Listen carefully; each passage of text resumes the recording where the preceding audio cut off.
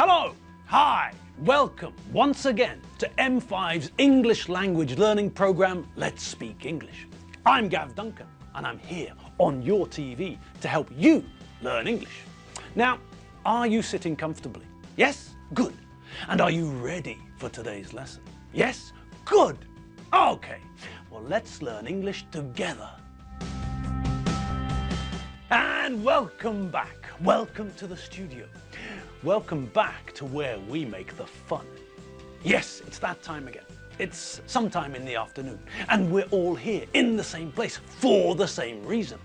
We're here to have some more fun with English. So, all that's left for you to do is to tell the animals to sort themselves out. Gusti, stop the mad chicken dancing. Margot, decide where you want to sleep, but don't get in the way of the TV. And Nigel, wonderfully hairy, fluffy Nigel. Well, Nige, you know what your problem is, don't you? Yes, that's right. You're a source of noise pollution. You do know what a source is, don't you?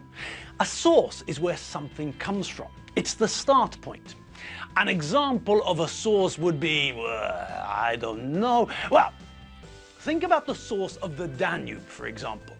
When we talk about the source of the Danube, we're talking about the start point of the river, the hole in the ground where the water comes from, the initial point where the water, which turns into the river Danube, comes from. So, I looked on the internet, and the wonderful internet told me that the source of the Danube is in Germany. Woo! Apparently, the source of the Danube is a place where two streams, Brigach and Breg, join together, east of Donaueschingen. Okay, great. But let's think about Hungary for a moment. In Hungary, we've got a lot of water, haven't we? Yes. And when we're drinking mineral water, we can often look on the bottle and read where the source is, where the start point of the water is. Think about the thermal water in the thermal baths. All that water has a source, a start point, from where we get the water. Now, we can also use the word source for other things. If I get information from Alfredo Benchfield, then he is the source of that information. He's the start point. He's where the information came from. If there's a horrible smell in your kitchen and you look everywhere to try and find the source of the smell, maybe Gusti left a half-eaten bone under the kitchen cupboard. Maybe Margot killed a mouse and left it behind the dishwasher. Maybe some milk has been in the fridge for 3 months. Whatever. If you want to get rid of the smell, then you need to find the source of the smell. When I was at school, we had to list our sources at the end of our essays. We had to write down where we found the information that we used in our essays. So, that's source. And we can have sources of lots of things. We can have something that causes pain. It's a source of pain. We can have something which provides information. It's a source of information. We can have something which creates noise. It's a source of noise. And Nigel, well, Nigel is a source of noise. He's a source of noise pollution. So, Nigel, you source of noise, stop being so noisy for the next 15 minutes, please. After that, you can make as much noise as you like, grunting and snorting and squeaking, but for now, for the next 15 minutes, just keep the noise levels down, please, okay? All right, now, where were we? Yes, finishing off the past continuous. Okay, good. So, are you ready? Yes, brilliant. Well then, what are we waiting for? Let's get cracking.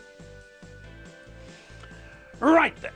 Yesterday, we started by looking at the past continuous and the past simple together, didn't we? Yes, that's right. We contrasted the tenses so that we could highlight one of the main differences. We know that we often use the past continuous to provide background information, to tell people what was happening at the time we're talking about.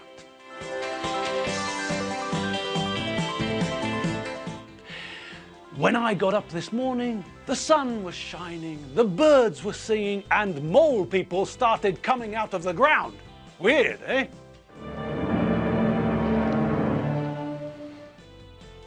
Okay, well, there we can see that I used the past continuous to paint a picture of the scene. I used the past continuous to tell you what was happening when I got up. And we can see that I also used the past continuous in combination with the past simple to show that there was a background action which was interrupted by a short action. The sun was shining.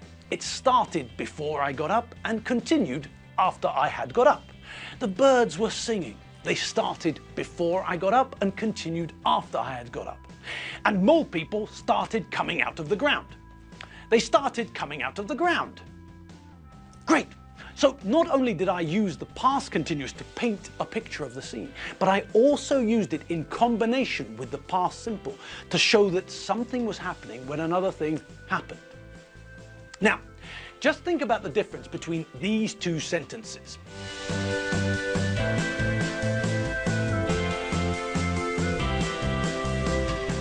When Doreen Benchfield arrived, I was speaking to Gordon Taylor, the receptionist at the Fabuloso Splendido Hotel, on the phone.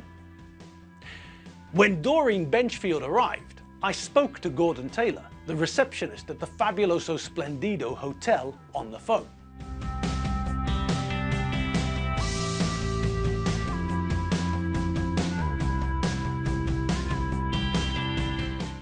Okay. So when we look at those two sentences, we can see the difference that the two tenses have. In the first sentence, in sentence 1, we can see that I was talking to Gordon before Doreen arrived. In the second sentence, we can see that Doreen arrived and then I phoned Gordon. So we use the past continuous and past simple together in the first sentence to show the contrast, to show that something had already started before the second event happening. I was speaking to Gordon, and while I was speaking to Gordon, Doreen arrived. In the second sentence, we can see that we're talking about a sequence of events in the past. And when we're talking about a sequence of events in the past, we use the past simple.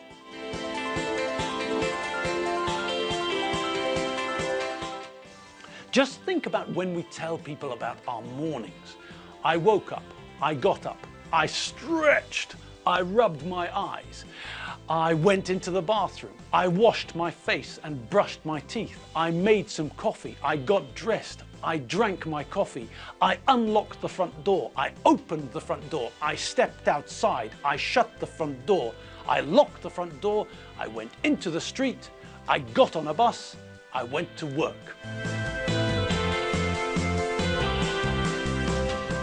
Now, with those sentences, we're talking about a sequence, a series of events that happened one after the other. Just like a sequence of numbers. 1, 2, 3, 4, 5, 6. It's a sequence. And when we're talking about a sequence in the past, we use the past simple. It's a sequence. One thing started and then finished. And then the next thing started and then finished. And then the next thing, and the next thing. And so on and so on and so on. Okay, practice time. Are you ready? Yes? Well, you've got as long as the opening titles to The New Adventures of Black Beauty to finish this lot.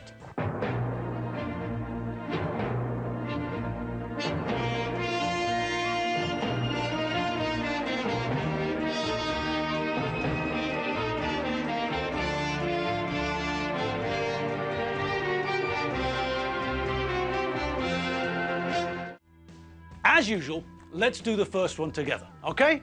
Now with these ones, I'd like you to decide which tense we need, past continuous or past simple. Okay? Right, let's have a butcher's at the first one, shall we? This morning, I walk along the road when someone called my name. I look around and see my grandmother. She walked home from the shops. Okay, so that's quite a sentence, isn't it? Well, it's actually 3 sentences, but that's not important right now. Okay, so let's have a look at it. What do you think about the first one? Well, think about it. The verb to walk could be used in the past simple or in the past continuous. But in this sentence, we're showing that while I was doing one thing, another thing happened. Something interrupted the first thing. So in this sentence, the first verb is in the past continuous. I was walking along the road. And what about the second verb?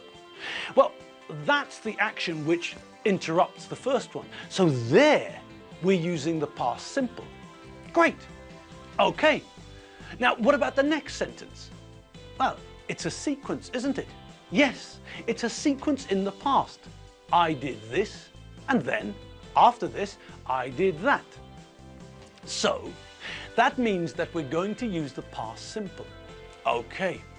And what about the last sentence? Well, again, it's the verb to walk, which we can use in the simple or the continuous, but here it's the past continuous once again that we're highlighting the fact that she was doing something which was also interrupted.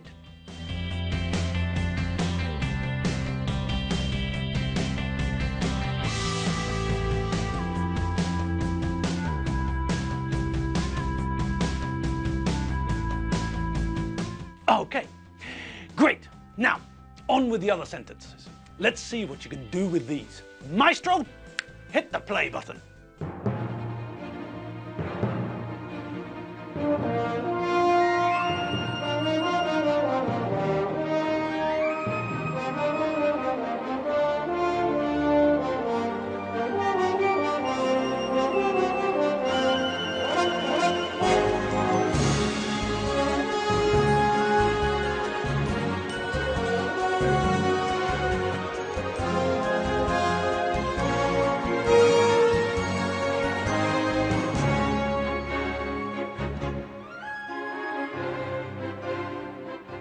All right, what did you think about those? Well, let's see how you got on, shall we? Right, we've done the first one, so let's see what you got for the second one. It's a simple one, isn't it? We're contrasting two things. One, a longer action interrupted by a shorter action. When something crashes, it's always very quick. But when people do things, it can be longer, can't it? Okay, so that means that we're using the past continuous for the verb to do and the past simple for the verb to crash. What were they doing when the plane crashed?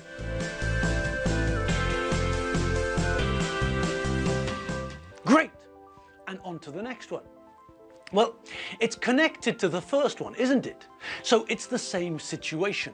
Longer actions interrupted by a shorter action or event. When the plane crashed, they were praying, screaming, and crying. So, pretty logical, really. And on we go to the next one. You went to see the boss, but there was a problem. Was the boss busy when you went to talk to her? Yes, she was sleeping. Perfect. Something that started before a point in the past and continued beyond that point. And, tinned soup. We're out of time again. Carrots in gravy. Oh well, you know what this means, don't you? Yes, we'll have to finish the rest of them tomorrow. Okay? We'll start with that tomorrow. Until then, if you need more English, try going to www.m5tv.hu. That's where you'll find our old lessons. And that's where we keep the vocabulary list too. Okay, remember to have fun and enjoy yourselves. I'll see you later. Bye!